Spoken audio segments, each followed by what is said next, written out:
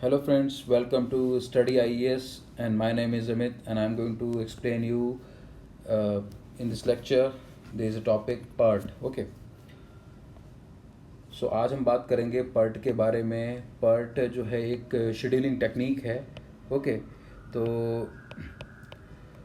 जो project scheduling techniques हैं उनमें से एक टेक्निक है PERT है वो। ओके। तो एक चीज़ देख लेते हैं यहाँ पे कि हम सिर्फ PERT के बारे में बात करेंगे कि what is PERT and how we are going to calculate the time in PERT, कि हम टाइम किस तरीके से कैलकुलेट करने वाले हैं PERT के अंदर। अब PERT stands for program evaluation and review technique. Okay. So ये इसकी PERT की फुल फॉर्म है। मीन्स कोई भी प्रोग्राम हो या फिर हो सकता है प्रोजेक्ट। ओके। सो प्रोग्राम और project evaluation and review technique. So ये टेक्निक जो है शेड्यूलिंग टेक्निक है, ये डील करती है अनसर्टेन एक्टिविटी ड्यूरेशंस। मतलब कि वो एक्टिविटी ड्यूरेशंस जो सर्टेन नहीं है, जिन पे हमारे पास डेटा अवेलेबल नहीं है। वी कांट से कि कितने टाइम में कौन सी एक्टिविटी कंप्लीट हो रही है। Not deterministic like CPM। मतलब CPM critical path method critical path method. So इस CPM में क्या होता है कि हमें पता होता है कि जो एक्टिविटी का ड्यूरेशन है वो डिटर्मिनिस्टिक होता है। तो PERT जो है वो CPM की तरह डिटर्मिनिस्टिक नहीं होता। ओके। सो अब हम देख लेते हैं कि PERT जो है वो इवेंट ओरिएंटेड होता है। ओके। इवेंट ओरिएंटेड मीन्स अगर ये एक तरीके से मैंने डायग्राम बनाया है, तो ये कोई प्रोजेक्ट है सपोज 1 to 2। ओके। सो अगर ये कुछ TIJ या T12 कह दूँ मैं, ये कुछ टाइम कंज्यूम कर रहा है। ओके। सो ये एक एक्टिविटी हो गई एक तरीके से। और यही अगर मैं इनके नोड को देखूं तो ये node is kind of event. Okay. But यहाँ पे क्या है कि हमें टाइम जो है, टाइम हमारा एस्टिमेट नहीं, मतलब टाइम एक एस्टिमेट करेंगे हम यहाँ पे, बट टाइम डिटरमाइंड नहीं है कि कितना टाइम लग रहा है। Okay. So this is purely event oriented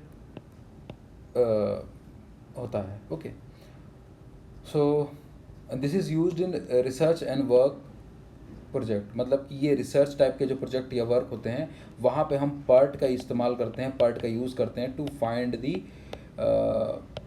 time, completion time. Okay.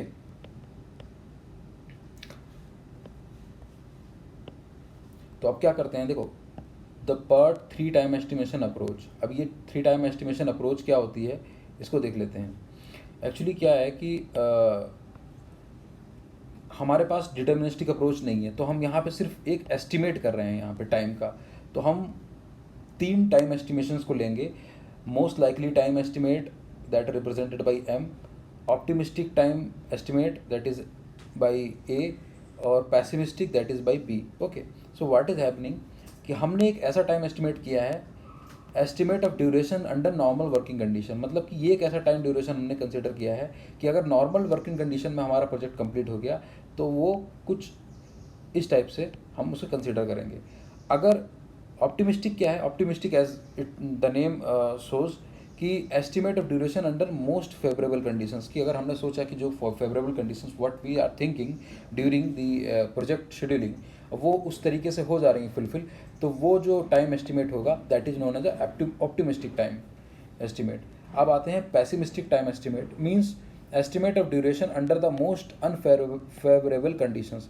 मतलब कि कुछ ऑड्स आ गए हमारे शेड्यूलिंग में कि हमें टाइम ज़्यादा लग गया, ये जो हमारी फेवरेट कंडीशंस थी उनके अकॉर्डिंग काम नहीं हुआ, अनफेवरेबल बन गया, तो that is known as a pessimistic estimate. तो 3 तरीके के एस्टिमेट हमने यहाँ कर लिए कि अगर नॉर्मल वर्किंग होगी, फेवरेबल होगा या अनफेवरेबल होगा। According to that we are going to consider. Okay. अब हम देख लेते हैं प्रोजेक्ट डिस्ट्रीब्यूशन। अब ये प्रोजेक्ट डिस्ट्रीब्यूशन किस तरीके से होता है यहाँ पे हम इसको देख लेते हैं। Entire project duration is normal distribution curve. जो पूरे प्रोजेक्ट का ड्यूरेशन की बात करें वो नॉर्मल डिस्ट्रीब्यूशन फॉलो करता है। Okay. But in PERT each activity is assume to follow the beta distribution curve of time. मतलब कि अगर हम एक्टिविटी की बात करें, क्योंकि हमारे पास डिटर्मिनिस्टिक नहीं थी तो हमने एक्टिविटी को अलग अलग एक्टिविटी को हमने एस्टिमेट किया 3 टाइम एस्टिमेशन से M, A और B। ओके। अब ये जो फॉलो हो रहा है ये पार्ट में एक बीटा डिस्ट्रीब्यूशन मीन्स ये बीटा कर्व शो कर रहा है of time. Okay, beta curve क्यों यूज़ किया जाता है? बीटा कर्व यूज़ किया जाता है जहाँ पे हम प्रोबेबिलिटी फाइंड आउट करेंगे। जो चीज़ डिटर्मिनिस्टिक नहीं है तो हम वहाँ प्रोबेबिलिटी फाइंड आउट करेंगे, प्रोबेबिलिटी के थ्रू टाइम एस्टिमेट करने की कोशिश करेंगे। ओके, सो अब हम देख लेते हैं इट्स अ बीटा कर्व। हम बीटा कर्व के बारे में देख लेते हैं थोड़ा सा। ये एक बीटा कर्व है, इसमें प्रोबेबिलिटी वर्सेस टाइम का वो एक ग्राफ दिया हुआ है। तो यहाँ पे हम देख लें मोस्ट ऑप्टिमिस्टिक टाइम कि अगर कोई प्रोजेक्ट है वो कुछ अगर फेवरेबल बन गया तो इतना टाइम ले रहा है, मोस्ट लाइकली है तो इतना, वर्स्ट है तो इतना ले रहा है, एंड उसकी प्रोबेबिलिटी गिवन है। Okay, that this is the probability axis तो ऑन दैट। सो यहाँ पे एक्टिविटी की जो हमें पता लग गया, एक्टिविटी का जो नेचर है that is a part beta distribution curve of time follow कर रहा है। बट नॉर्मल अगर पूरे ड्यूरेशन की बात करूँ पूरे एंटायर प्रोजेक्ट की तो दैट इज़ अ नॉर्मल। अब वो क्यों नॉर्मली हम नॉर्मल कर्व ले रहे हैं वो हम देखते हैं। अब हम थोड़ा सा नॉर्मल कर्व के बारे में बात कर लेते हैं, नॉर्मल डिस्ट्रीब्यूशन कर्व। तो ये एक नॉर्मल कर्व है। ओके, सिमेट्रिक होता है अबाउट द मीन। ओके, और यहाँ पे जैसे आप देख रहे हैं mu plus sigma, mu plus 2 sigma, ये इस तरीके से यहाँ पे इस एक्सिस पे दिया गया है। और कितना एरिया कवर कर रहा है according to that, so it is also given. Mu minus sigma, mu plus sigma, ये 68.27% इतना एरिया दे दिया, इतना 95.45 एंड समथिंग ये एरिया दे दिया। मतलब कि नॉर्मल डिस्ट्रीब्यूशन कर्व हमें एरिया दे रहा है। ठीक है, एरिया के बेसिस पे हम टाइम कैलकुलेट कर लेंगे जो भी है। तो हम ड्यूरेशन जो पार्ट में हमने एक्टिविटी का हमने जो एक देखा कि एक्टिविटी जो है वो beta distribution curve of time follow कर रही है। बट यहाँ पे अगर हमें पूरा ड्यूरेशन निकालना है, क्योंकि हम ड्यूरेशन निकाल सकते हैं सिर्फ नॉर्मल कर्व से।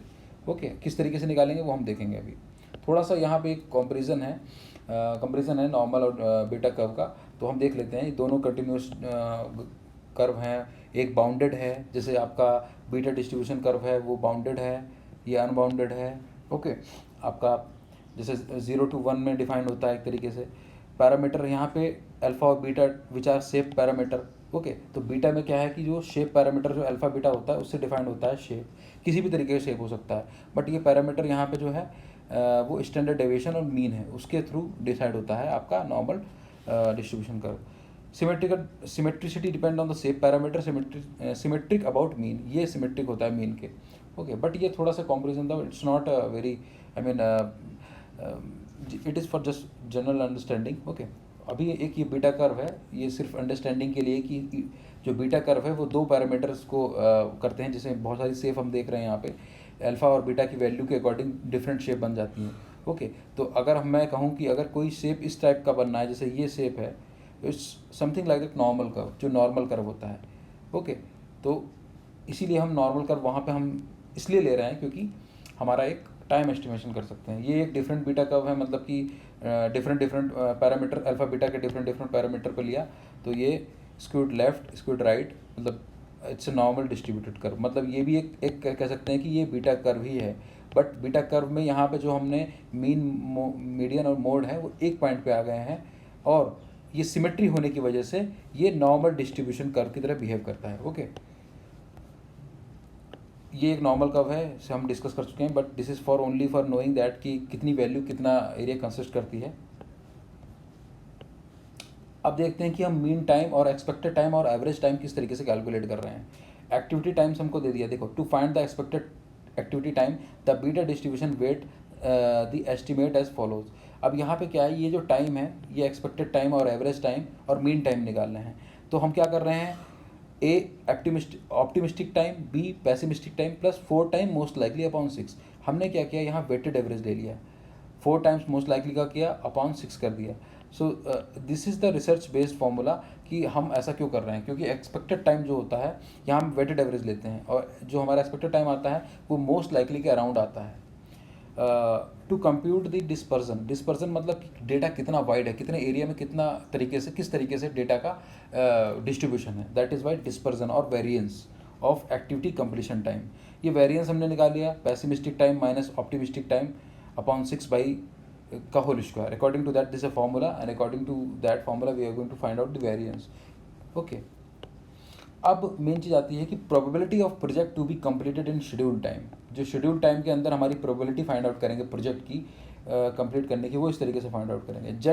जेड एक तरीके से कह सकते हैं कि एक स्कोर है जिसके थ्रू हम फाइंड आउट करेंगे जेड की वैल्यू के अकॉर्डिंग हम जो है टाइम कंप्लीशन देखेंगे, कितना टाइम कंप्लीट कर चुका है प्रोजेक्ट। अब यहाँ पे जो म्यू है, म्यू और हम ये देख सकते हैं सब, म्यू है मीन है आपका, और सिग्मा जो होता है वो स्टैंडर्ड डेविएशन है, ओके। और ये एक्स एक तरीके से ड्यू डेट है। ड्यू डेट मीन्स कह सकते हैं कि जो हमारा शेड्यूल टाइम कितने टाइम में कंप्लीट दिया है उसके अंदर प्रोजेक्ट के अंदर, according to that we are going to change, I mean we are going to put the values and according to that हम फाइंड आउट करेंगे z की कितनी वैल्यू है। अब z की वैल्यू के अकॉर्डिंग जितनी भी वैल्यू आती है 0, 1, 2, 0.5, अकॉर्डिंग टू दैट हम with the help of normal distribution curve, okay, जिस तरीके से हम नॉर्मल डिस्ट्रीब्यूशन कर्व के अकॉर्डिंग हम देख लेते हैं, जैसे हमने, हाँ, ये एक नॉर्मल डिस्ट्रीब्यूशन कर्व है। इस नॉर्मल डिस्ट्रीब्यूशन कर्व के अकॉर्डिंग हम देख रहे हैं कि यहाँ पे हम फाइंड आउट कर सकते हैं। Suppose according to the value we are going to calculate. अगली वीडियो में मैं बताने वाला हूँ कि क्वेश्चन किस तरीके से सॉल्व होंगे, ओके। और जो है कोशिश करेंगे कि हम इस पर क्वेश्चन कर सकें। So this is all about the end the last thing, probability of project completion. We know the standard deviation is square root of the variance. So अगर प्रोजेक्ट का स्टैंडर्ड डेविएशन फाइंड आउट करना है तो under root project variance. So project variance को अगर under root find out कर लेते हैं तो that's gives the project standard deviation, okay. So this is all about the part, कि पार्ट में किस तरीके से हम एस्टिमेट करते हैं टाइम को, हमने ये सब चीज़ें देखी। But if we are going to solve the questions in further lecture, so I can explain you in a better way कि हम किस तरीके से पार्ट में फाइंड आउट करेंगे time. So in next video I am going to explain that. Thank you. Thanks for watching.